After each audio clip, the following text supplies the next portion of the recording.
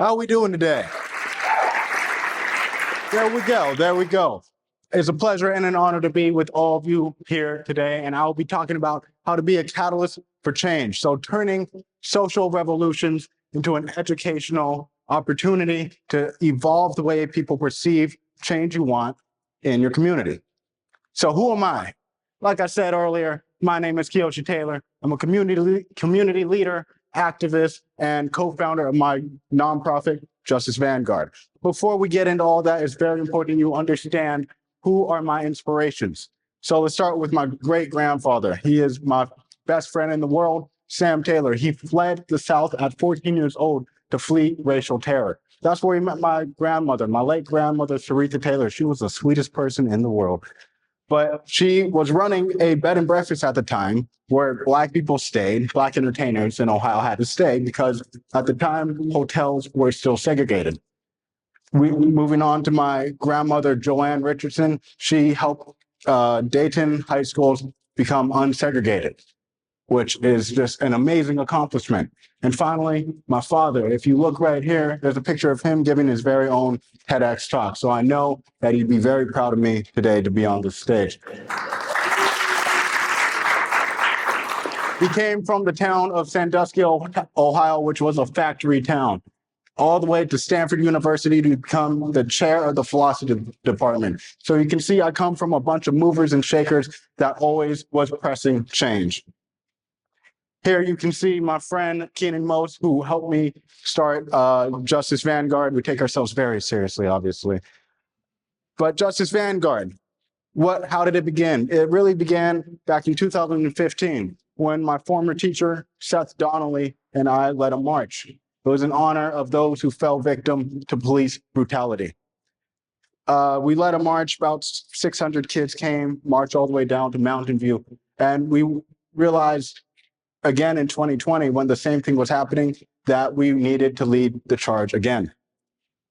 We got a march, instead of 600 kids, it was about 6,000 people on the streets of Los Altos and Mountain View that marched the same route. And the next day, I saw my friend Keenan, and he had a similar march that got similar numbers. We decided to combine our efforts to really make a change within our community. That is how Justice Vanguard was basically born. And at the core of our nonprofit, it's about education and building community. But how do we go about building community and changing the issues we see? What is change, right? What is change? Change can be sometimes progression, but it can also be regression, right? Let's take the past few elections, for example. When Obama was elected, a lot of people saw that as progression, and a lot of people saw it as regression when we then elected Trump. Yet half the country saw it vice versa. They saw electing Obama as regression, but electing Trump as progression. Why is that? Why do we perceive it so differently? Well, what goes into perception of change, right? Well, let's look at your environment. What's in your environment? When you go home, you got your parents.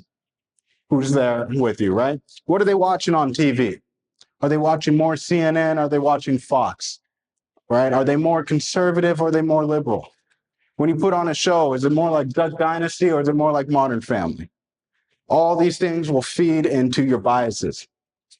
Let's step outside the home. Who's in your community? Who's around you? That's all going to influence how you perceive things. Do you have different communities? Do you have different cultures in your town? What's the predominant culture? Is there a predominant culture? If there is, you're probably going to be more conservative when you go about thinking about change because the status quo isn't being challenged compared to if you are around a bunch of different ethnicities, a bunch of different cultures. You're probably going to be more progressive when it comes to change because the status quo is always being challenged. But what feeds change? How do we feed change? In every social revolution, there are three things that really go into feeding change. First, you need a catalyst. 2015, I told you it was the murders of Trayvon Martin and Mike Brown. And in 2020, there was a similar case. But the difference between 2015 and 2020, 2015, we were on to the next tragedy. 2020, we were in lockdown. It was COVID. We had nowhere to go. So when George Floyd came across everybody's timelines, we had to sit there and watch for 7 minutes a police officer have a knee and take the life of that father. It was an uncomfortable time for a lot of us. We had to ask ourselves questions. And honestly, a lot of us didn't like the answers we came up with. So the catalyst was the death of George Floyd and the anger it created in all of us. So we took to the streets, and people wanted to listen. They wanted to know how we could change. And how could we change? So they listened. And in change, you need priorities. What would you like changed? What I wanted to see change was the value people had in Black and brown lives, because I didn't think we properly valued them. So it was very important to me that we change that through the educational system. So I wanted to change the way we taught Black and brown history. And then finally, you need a motivation. Why does this matter today? Why do we have to fix it today? Why can't this wait? The reason why dealing with these issues can't wait is because I'm a Black man in America. It's not okay for me to have all the issues I've had with police. Too often have I had a poor situation. Too often have I and people like me had guns drawn on us for doing nothing wrong. And too often have mothers gotten the phone call that their kid ain't coming home. So that's why this can't wait. So how do we keep this movement alive, though, after the protests? You need a call to action. I've been to so many protests, and half of them didn't have a call to action. That's a waste of time. What are you doing? You're yelling into an echo chamber if you don't have a call to action. So it was very clear in 2020 what my call to action was. There was community dialogues. I wanted to be able to talk to you and not at you. It was very important to me. We also changed the way our schools look. I wanted more mental health services, right? But most importantly, like I said, I wanted to change our curriculum and redevelop the way we had history classes taught. So I argued and devoted myself to get ethnic studies implemented at the MVLA school districts. But messaging and communication. It's very important in your movement that you message and communicate what you're trying to say. It's one thing what you're saying versus how it's coming across. So you need to be very tactical with what you are saying. The messages, the words you use, okay? So you don't want to use words that may trigger the opposition, because what you're doing is you're trying to build an audience. You're trying to get people to come along with you. It's not us versus them. It's about unity. We're trying to build something together. So know your audience, study your audience. And finally, community. It's very important we create a community and a movement where we can cultivate learning. We are hungry for more knowledge, but also to surround yourselves with people who are going to be a part of the movement, who are going to be willing to pick up the torch when you need a second to put it down. Because in these movements, you are running a marathon, not a sprint. So it's okay to rest for a night, because the problems will be there in the morning. Change doesn't happen overnight. So here are some of the lessons I've learned from the 2015 to the 2020 movement around police brutality, and why the 2015 movement didn't work as well as the 2020 did. 2015, the call to action really wasn't there. Yes, we were saying we wanted change, but what did we want change? We weren't clear if we wanted it locally or if we wanted it on the national level.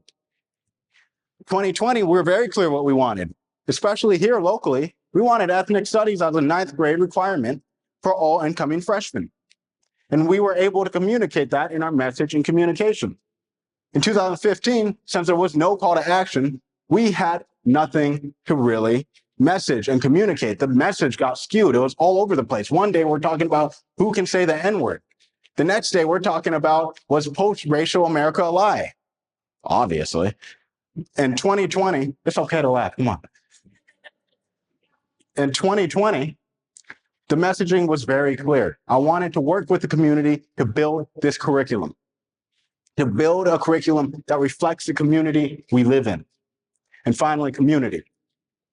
You can't have a movement without community, people backing you, people who believe in you. And it's because of community who listened to our messaging and our call to action and understood what we're trying to create that then made it so we were able to not only build community, but have them back us in our call to action. And because of that, we're able to get ethnic studies put into our schools in 2024 as a requirement for all incoming 9th grade students. And it's because of this community right here. So give yourselves a hand.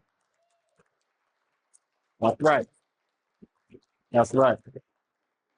Now, the backbone of every revolution has three things. It has one, compassion.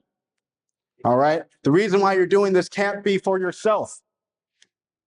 It has to be for someone you've never met and someone you're never going to meet. Okay. It requires empathy, self-sacrifice. Secondly, it needs education. Malcolm X said education is the passport to the future. And what I take that to mean is it's upon us to give our kids an opportunity to get the best education possible. Now, that doesn't just mean your kids. It means the kids you've never met before. You need to sacrifice for them the same way you would sacrifice for your own kids. And finally, you need a community. And in that community, what you will need is compassion. You want an educated community, and you want a place where you'll feel valued, respected, heard, and most importantly, challenged. Yes, we're all going in the same direction, but how do we get there? In a place where you feel respected, you will be able to have the proper conversations to get you there. In 2015, we led a great march. I'm truly proud of it. I found my voice. But in 2020, I found myself repeating myself. I was saying the same things I was in 2015. But I felt something different in the air. There was a different vibe. There was something else going on. I felt like this time we could actually make a change, but I didn't quite know how. So as I marched down El Camino, I was very proud because I knew something was happening, but I couldn't feel what. But I knew I wasn't alone. Besides the 6,000 people behind me, I could feel those who led the way for me to take the mantle. I felt those who led civil rights standing next to me. And most importantly, I felt my father standing next to me, the same way I do right now on stage. So it's very important we do not repeat ourselves. I looked out into that crowd and asked them a question. Are we going to be back here in 5 years? I'm telling you, the fight is worth it. So please, make a change, make a difference. When you guys go home, learn something new.